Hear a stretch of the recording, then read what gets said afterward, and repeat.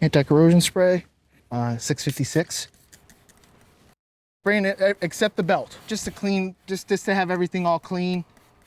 It dissolves rust and it protects it from any kind of salt that might get on the engine. It's not gonna hurt anything. Yep. I'll try to get down in the pan, motor mount covers, just to keep all the salt off of it.